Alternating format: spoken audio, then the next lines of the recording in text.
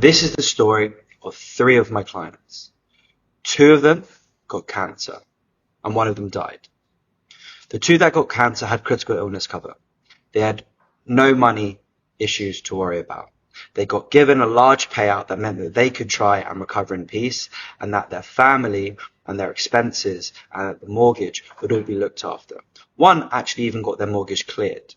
Okay, so this insanely stressful period in their life, one of the other worries that you always have on the side when you're going through this and when you can't work is, how am I still meant to pay the bills and get better at the same time? And they were covered. One of them even phoned me up and said, hey, so glad I got that cover. It's been my lottery ticket. I paid off completely my mortgage. We've got money left over. I don't have any money worries to worry about for the next few years. Then the sledgehammer came. The one client who didn't have any cover was the one that died.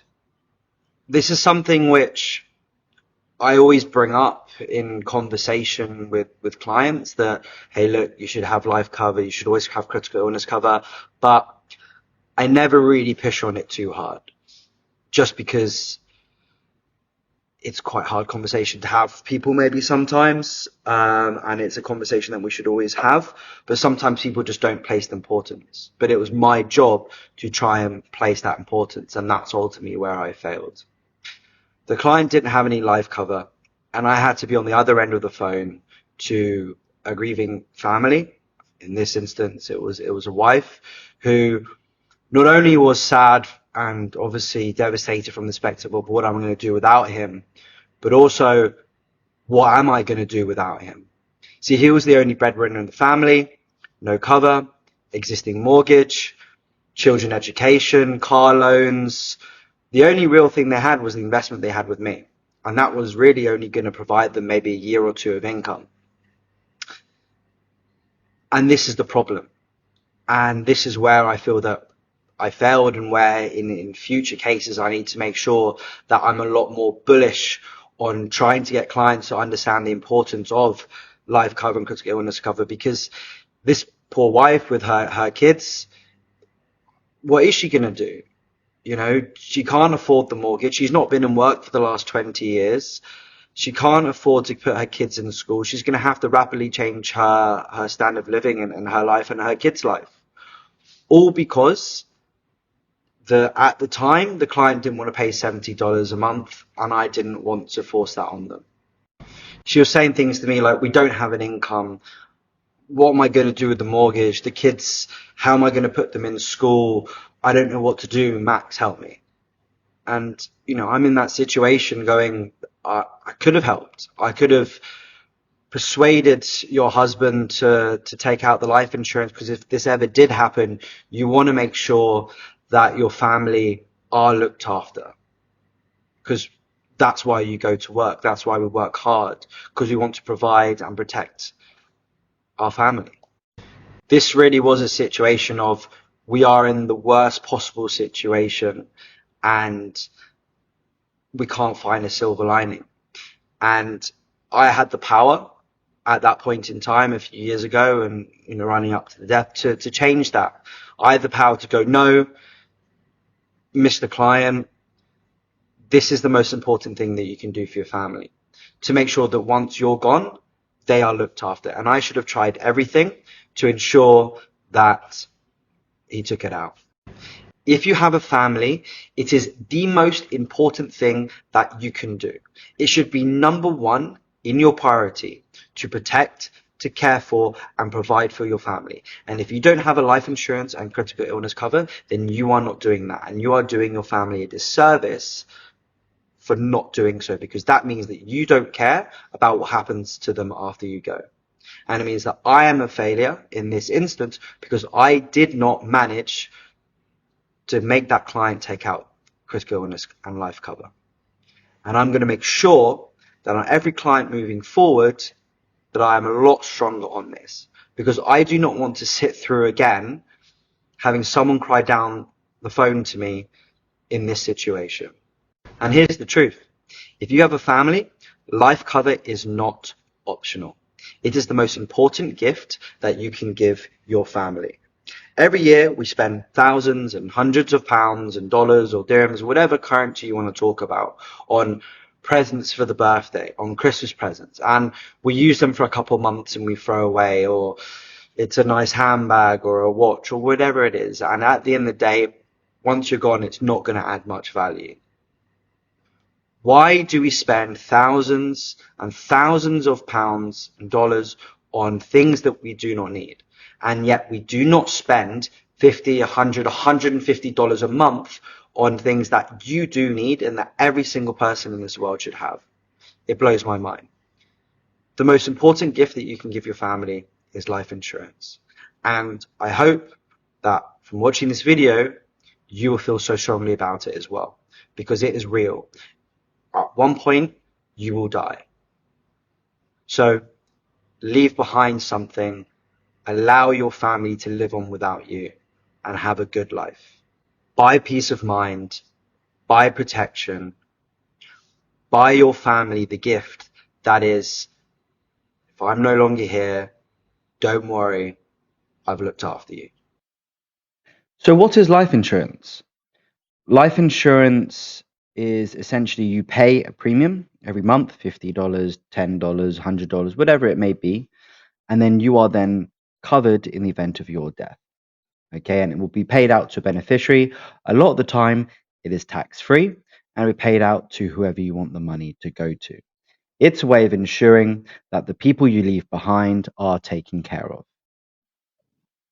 And so, what's critical illness cover? So, critical illness cover is not to be confused with medical insurance or medical cover. Medical cover only covers you for the cost of the procedures to a limited extent. Critical illness cover gives you a payout. It gives you a lump sum should you get ill, should you get a total permanent disability. For example, myself, I've got critical illness cover. It's $150,000. I currently pay $50 a month for it. Okay. Now, if I get sick, if I get a heart attack, if I get cancer, I'll be given $150,000. So then I can now focus on getting better, not being at work, not bothered about what's going on everywhere else. I know that I can sit there. I've got money which can last me the next few years at least, where I can now focus on getting and recovering. Now, again, you can use this in whatever way you want. It doesn't need to go towards your care or anything like that. A lot of the time, clients use it as a bit of a lottery ticket, right? If I get sick, if I get cancer, 50-50 chance out here in the UAE, then what happens? I get a payout, and then that money can go on buying properties, investing, paying off your mortgages, setting yourself up. Okay, you might as well, and it's only costing you $50 or even more if you want to get a higher amount of cover.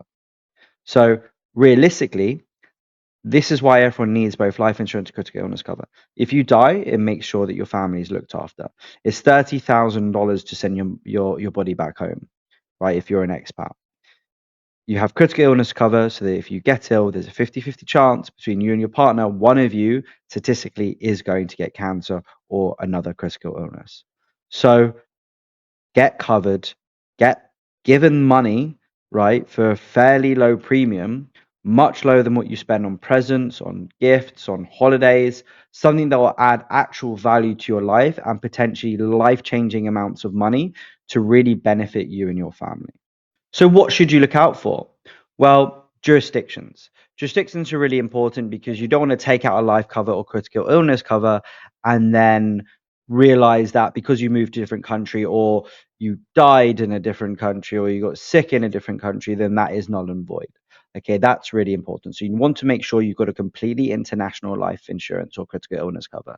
Now, they're not going to cover you in certain areas like war zones, but majority of other places they will.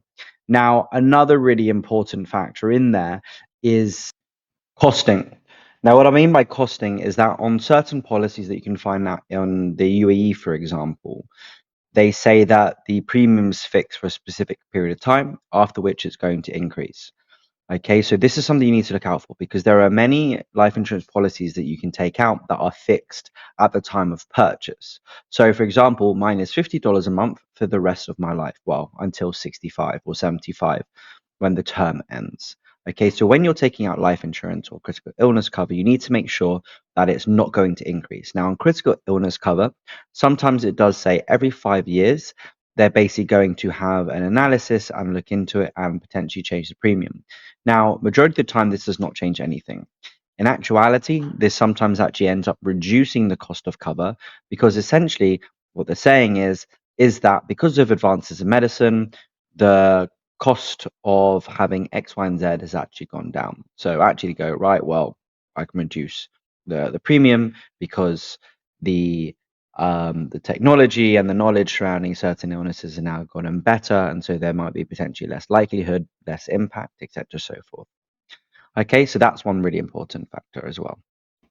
Now, there's a lot more when it actually comes to planning around the life insurance and critical illness cover. And for this, you should always consult an expert, okay? Because the amount that you'll be getting, which specific providers should you get, which ones are the most trusted, which ones have the highest amount of actual payouts, all of this will come under consideration when you speak to an advisor or a professional in regards to this. You should always contrast and compare different insurance policies to make sure the one that you get is the best. Okay, so now that's enough on this video. I'll probably do a more in-depth one at a future point in time where I discuss more about the policies. However, this video was really meant to be about understanding why it's so important to take it out so that you don't make those mistakes. And I also don't make the same mistake of not really pushing people to get it. I hope this has been great. If you liked, please comment, like, and subscribe.